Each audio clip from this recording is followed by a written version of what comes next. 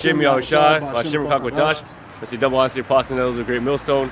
Shalom, tell you sincere Akim out there, push his word in all truth and sincerity. Another Saturday, we're coming out to teach and prophesy the scriptures, right? Which consists of the downfall of this kingdom and the renewal of our kingdom. Okay, the great switch that's going to happen between the kingdom of Esau and the kingdom of Jacob, which is spoken about in in prophecy and in Esdras and throughout all scriptures. You said you had some questions? All right. So, I mean, we don't really, we get swinging on the spirit. Did you have you said something I want to go into? Yeah. All right, because, like, realistically, I know me personally, like, these Khazars, right? These so-called Ish people, man, they ain't it, man. Them and their religion is not it. All right? So, their religion and that people is reverenced as like a quote-unquote holy people, and they're not, man. They're wicked, evil, abominable people, mainly of a lot of all Edomites and all Esau, and the Khazars and the Ish people, man. They come from the line of Esau, the line of Edom. All right, they're not of the 12 from the 12 patriarchs, Jacob, Abraham, Isaac, and Jacob. Okay, they don't come from Jacob. They come from Esau, Edom. All right, and that belief that they have, believing in the Talmud, okay, it's not of scriptures and it's not of truth.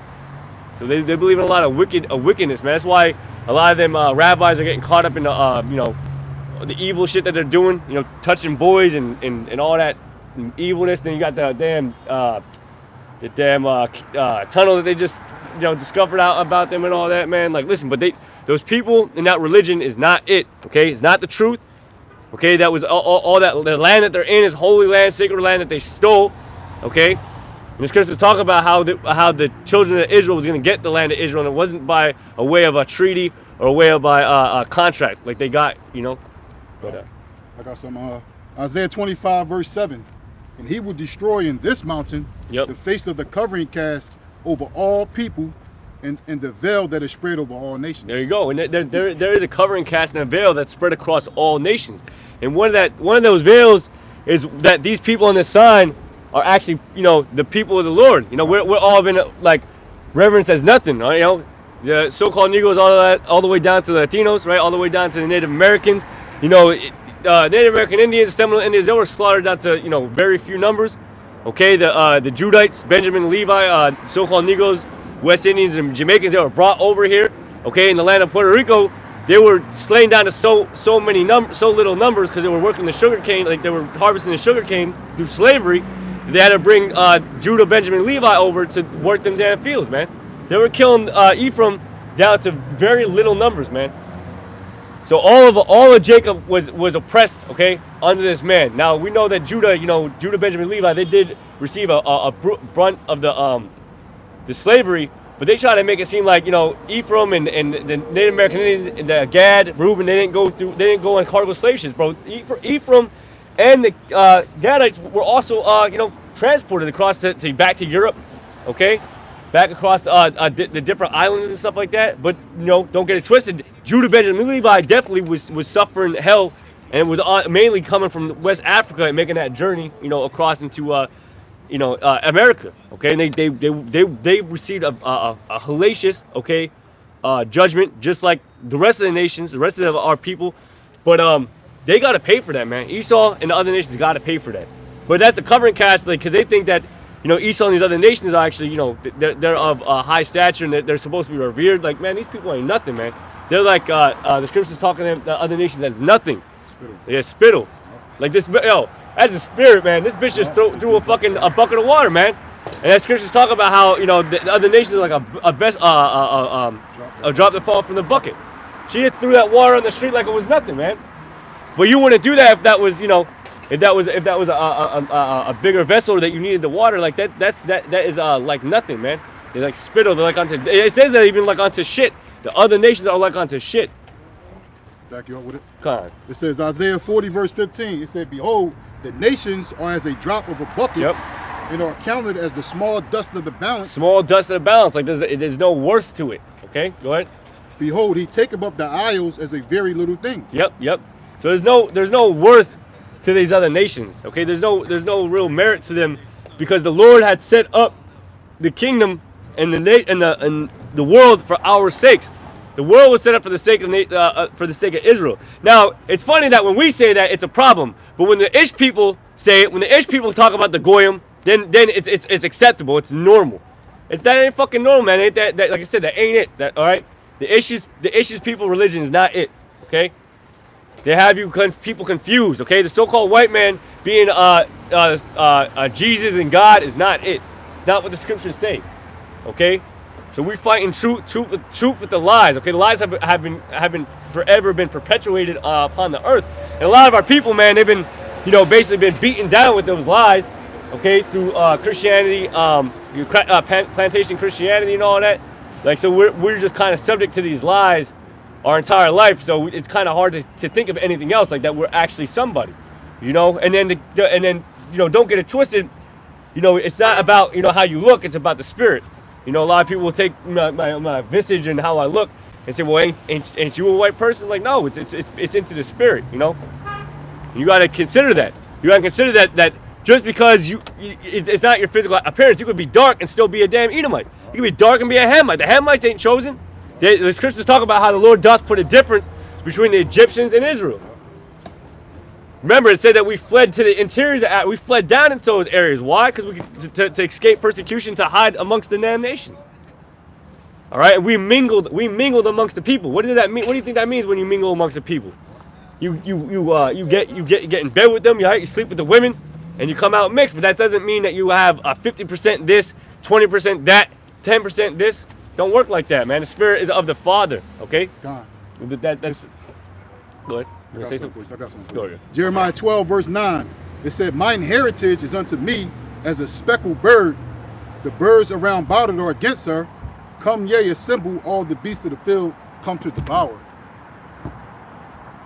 Go break down. Yeah, that's what the Ark was saying. We were spread through the four corners of the earth, and we mingled with those women. Yep. And over a period of time, we started looking like those other nations. Yep. Just imagine if you had a handful of seeds, 2 handsful of seeds, and you spent the world around, and you just spread your seeds all around the world. Yep. Obviously, they're going to come out looking like those other nations. So it's not about the appearance. It's not about the color of your skin. It's about the spirit that's within you. That's right. Yep. Yeah, and it's also not about like what you went through like as a nation. Like when you look at the track record of the nation of Israel, right? From all, like I said, from all the tribes, from Judah down to Issachar, man. When you look at the track record, it's almost like they're nobodies. Now I say this all the time, but they basically start our history from basically slavery. They start, or they'll try to go back to Africa. Remember, Judah, Benjamin, Levi go beyond Africa. Okay, they weren't in Africa ain't the motherland. Okay, they went into Africa after being in the land of Israel. Before they went to the land of Israel, it was the land of Canaan. And they were given that land, and they went after that land. Okay, that's way further history. But they try to keep say that we were savages in America. We weren't. Then American Indians and the Barico and Taino Indians in Puerto Rico and the Aztecs and all that in Mexico. They went to there. Okay, during the Assyrian persecution. Okay. It talks about that in the Apocrypha, how they went to a country or a land and no man dwelt. It took over a year and a half to get to. So they went. Like I said, the history of our people goes way beyond just being in Mexico and or being a Gadite howling at the wind, talking about these different spirits. Because Gad loves talking about them different spirits. The spirit of this, the spirit of that. But I gotta get me Baruch 4. You can come with what you got, but bring out Baruch 4. Hold Baruch 4. Bring out whatever you got. I got Galatians 4 verse 26. But Jerusalem, which is above, is free, which is the mother of us all. There you go. Jerusalem, which above is free. Jerusalem is the mother of us all. Jerusalem is the land, okay, the so quote unquote motherland. Not no damn Africa. And right now, Jerusalem is being tainted. That the people that's in that land are not supposed to be the ones inhabiting. Because remember, Jerusalem and Israel is a holy city. That city ain't holy. If you compare what's supposed to be holy in the scriptures to what's going on right now in the land of Israel, it's fucking tainted, man. You got them damn new beaches and Pink City and all this sodomite BS. Kosher pig. Yep. They talk about you know, when it's circumcising of the men's foreskin, which is part of Israel's custom, these fucking rabbis, man, literally suck the foreskin off the damn male's penis. Literally, this ain't no bullshit. A rabbi had said that's the best connection, quote unquote, best connection from man's spirit and the sun, or some bullshit that's the best way to do it. That's fucking evil, man. That's disgusting. And they give the babies the disease. Oh yeah. They said that when they do that, sometimes the baby can end up fucking getting like herpes. Yeah. Excuse my damn, like I know I'm kind of like, I guess you would say using raw or profanity language, but like it's just disgusting, man. It makes you sick. You know, there's no nice way of putting it. You want Baruch 4 and 6? Start at verse 1. We'll read through it real quick, but you know, we'll get to the point. It says Baruch 4 verse 1. This is the book of the commandments of the Heavenly Father, and the law there endure forever. Yep, and that's it, man. The law endure forever. All right? The law, the commandments, the testimonies, the promises. There's promises that the Lord gave that he's not going to break. Okay, I say this point a lot. You know, Esau and these other nations try to act like when the New Testament came in and who they call Jesus Christ came on the scene, that forgiveness was just given to everybody. It's like, well, what promise was that? What promise back in the Old Testament where it says that Israel is, you know, is his people, and he has not dealt so with any other nation? When did that promise become null and void? Quick precept. Yeah, go ahead. It says Isaiah 55 verse 11. It says, so shall my word be that goeth forth out of my mouth. It shall not return unto me void, but it shall accomplish that which I please, and it shall prosper in the thing whereto I sent it. Exactly. So the words of the Lord, man, they ain't in vain, right? They're gonna happen. And it says, like, though it tarry, wait for it. Also says I think it's Peter's that, like, as men lie, the Lord don't lie, man. What the Lord says is gonna happen. All right. It says, should we, what does it say? God forbid. Damn. Does your unbelief make the faith in the Most High with none effect? But that's the kind of thing, is like, where does your unbelief come from? Your unbelief comes from the fact that, like, sentence against the evil work is not executed speedily. Your unbelief is the fact that what we're saying isn't what you see on the scene. Me telling you that these people are supposed to be owning the earth right now, inhabiting the earth, inhabiting the people, because you don't see what we're saying, it makes it almost like of no effect, as if it's void, right? But because, and you have no belief in it. But does your unbelief make it without effect? Does your unbelief make it not real or not true? No, God forbid. These things are going to happen. These are prophecies that are going to happen. We're going to take the kingdom, like the scriptures say. And it's okay if you don't believe, man. It's all right. You know, they say, it talks about, you know, what's going to happen to those that unbelieve. God, 1 second. Okay. I ain't get it yet. It's all right. All right, come with that. Isaiah 11 and 12. And he shall set up an ensign for the nations, and shall assemble the outcast of Israel, and gather together the dispersed of Judah from the four corners of the earth. Yeah, this didn't happen yet. That's Isaiah 11, right? Yep. Isaiah 11, that's prophecy. When you read Isaiah 11, the first chapter all the way through, that's talking about Yahushua. When it says a rod shall spring forth out of Jesse, and it shall govern them, the people and all that, and it goes into to do that. That's talking about Yahushua. As you read further, it talks about how he's going to bring his people, a remnant, a second time. If the first time was when Yahushua came on the scene, 1 second, and the second time hasn't happened yet, why does it not say when he's bringing it, when he's gathering the people, when it's specifically talking about the outcast of Israel? It didn't talk about all Israel. And we'll read first. You want me to go to 13? It's probably Biden. It's a funeral. Okay, it's a funeral. Yeah. So it's really him in the future. Yeah, exactly. Want me to go 13? Yeah, go ahead and finish that off, and then you come with your question, brother. Isaiah 11, 13. The envy also of Ephraim shall. Actually, read 11. What's 11 and 10 say? 11. Oh, let's go up. Yeah. Okay, 11 and 10. And in that day there shall be a root of Jesse. Yep. Which shall stand for ensign of the people. Yep. To it shall the Gentile seed. Right. That's Yahushua. Now, okay. Let's just think about this logically. He says, to it shall the Gentiles seek. When you read further, if you think with the logic that the Gentiles mean every single body, then that would, then what's about to happen would then mean it condemns the Gentiles that apparently the Gentiles are about to seek. Because why does it then say when it gathers them, it doesn't talk about gathering the actual Gentiles, which is the other nations. That's how that proves that word Gentiles there is specifically talking about dispersed, okay? Those that are dispersed, Gentiles that are the Hellenistus, right? Greek-speaking Jews, all those synonyms and bywords, okay? Gentile in this situation is those of a nation, the nation of Israel that's got outcasted, okay? That started taking on the other nations' customs, okay? And becoming like the other nations, becoming like a Gentile. So, Saka, go ahead, go with that. Okay. And continuing Isaiah 11 and 10, and his rest shall be glorious. Yep.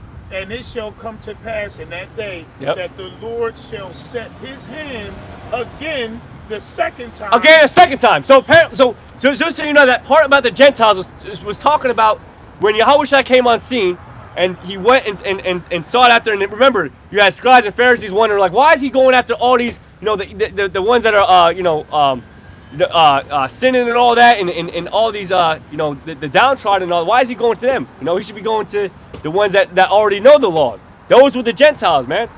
But now there's a second time, right? So if the Gentiles there in the first time was talking about everybody, then why is it the second time it doesn't say anything about Esau? It doesn't say anything about. It's going to tell you what it talks. It's going to tell you what the other nations is going to happen. Go ahead. And it says to recover the remnant of his people. Right. So the second time. So if you're trying to tell me that when Yahushua came on scene, or who you call Jesus Christ came on scene, he came to deliver everybody, the Gentiles. I said the Gentiles, which is everybody. Okay, that was the first time. So what about the second time that this scripture is about to get into? So the second time that this that Yahushua is coming, go ahead. To recover the remnant of his people, which shall be left from Assyria and from Egypt and from Patos and from Cush and from Elam and from Shinar and from Hamath and from the islands of the sea. Yep. So they're going to gather these remnants from these areas, right? Mm-hmm. Why? Because they're Israelites. Why? Because of the elect scattered amongst those foreign areas, right? Yep.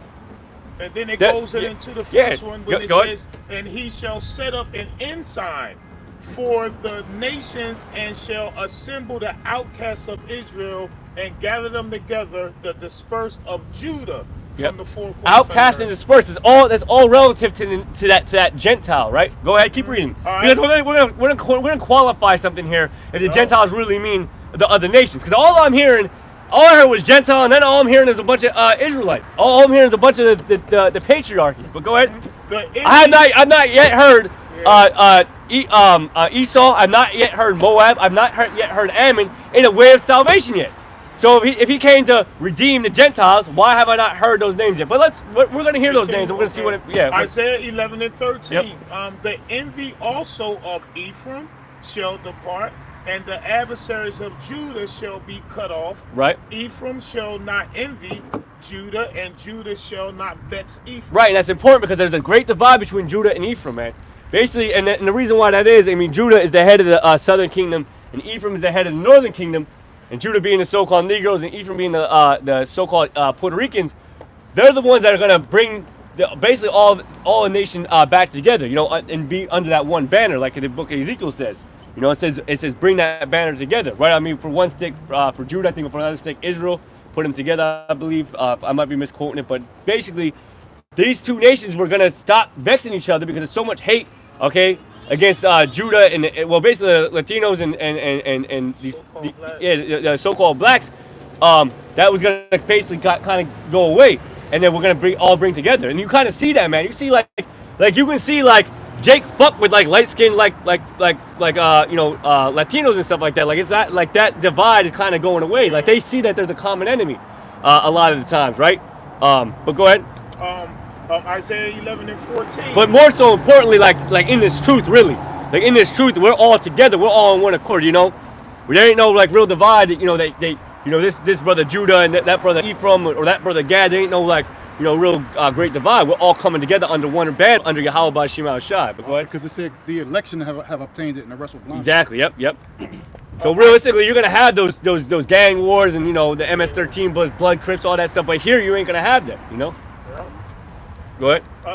Isaiah 11 and 14. But they shall fly upon the shoulders of the Philistines. All right, so here's these so-called Gentiles that you would love to speak of. This is what they're going to do. And when it says fly upon, look up the word fly upon and look up these words spoil that it says. It's not. We're not going to fly together with holding hands. That's not what fly upon means. Go ahead. They shall fly upon the Philistines towards the west. Yep. They shall spoil them of the east together. Yep. And they shall lay their hands upon Edom and Moab. Yeah, we're gonna look up lay their hands because it doesn't mean we're gonna lay their hands and bless them. That's not when you look up the word lay their hands. It's not a good word. Okay, go ahead. And the children of Ammon shall obey them. The children of Ammon. So I'm hearing. I heard the word Gentiles. Now I'm actually hearing the Gentiles, and it doesn't sound like any of those words for salvation, brother. I got a question for you. Does any of that sound like salvation to you? All right.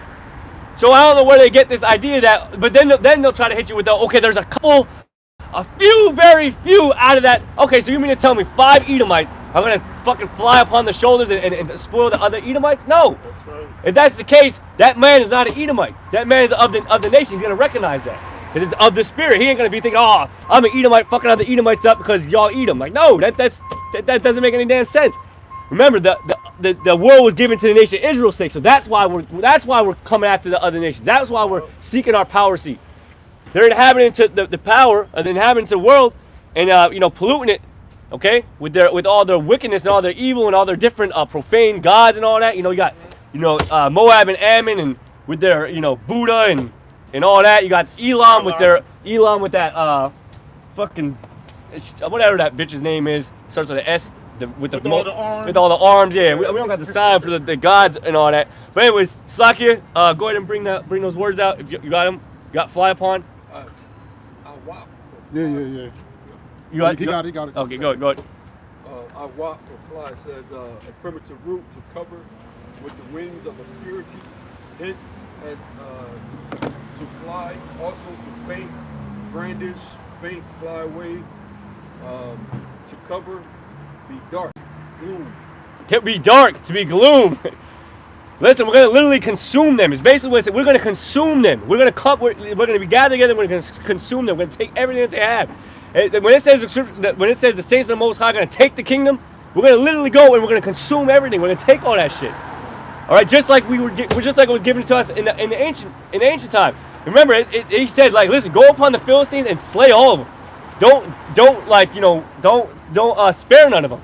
And unfortunately, I think we end up keeping a little to the side. And, they kind of went off on that. Go ahead. You got the other word. Sure. I think spoil. Bazaz is the word for it says plunder, catch, gather for a prey. For a prey. We're gonna gather them for a prey. Like I said, don't get it twisted now. Yeah. We ain't getting them to grab them up.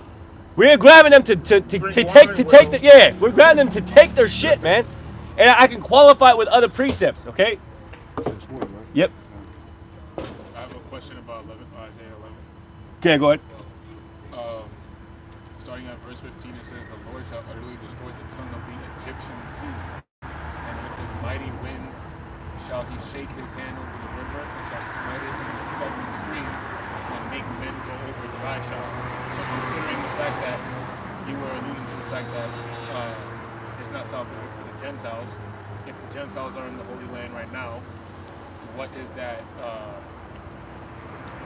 river that it's talking about? Well, so you guys saying like sometimes when it uses like different like land masses and stuff like that, or talking about the different nations, like it's talking about in the ancient time, but it like when it talks about Sodom and Egypt, it's talking about like America. But in verse 16 it says there should be a highway for the remnant of his people which shall be left from Syria, like as it was to Israel in the day that he came up out of the land of Egypt. So that's referencing the Exodus. Right. But it also talks about how there's going to be a new something that's going to be likened to a new Exodus. Like it says about how we're not going to no longer. Could you get me that? We're no longer going to be talking about how we were brought up from the land of Egypt, but we're going to be talking about how we were brought up from the land of America. So why would it use it? The similitude is like how we were brought up out of the land of Egypt. Now, when we were brought up out of the land of Egypt, right? Were any of the Egyptians delivered? No. No, they were all slain in that sea. When that sea, like if they wanted to, there could have been a couple of Egyptians come through and be saved. But no, when that Egyptian sea, when Moses parted that, not the Egyptian sea, when Moses parted the sea, the Red Sea, it consumed all the Egyptians that were in there and saving Israel. Yeah, but it says like as it was in the day that they came up out of Egypt. So what are the 7 streams that it's talking about in this present day? Because this sounds like it's talking about the deliverance of the elect. It is, yeah. No, so what is that? What is the river and the 7 streams that it's talking about now? I can't tell you that for certain right off the tip of my head. But it's giving a symbol to like as it was like how we were delivered physically out of the Israel's or out of the sea. It's like it as in America, like when we're delivered, it's gonna be like the same thing. But like he want to know what the remnant. Yeah, the sea. I can't tell. Would be the elect, right? Yeah, the remnants are elect, but the physical sea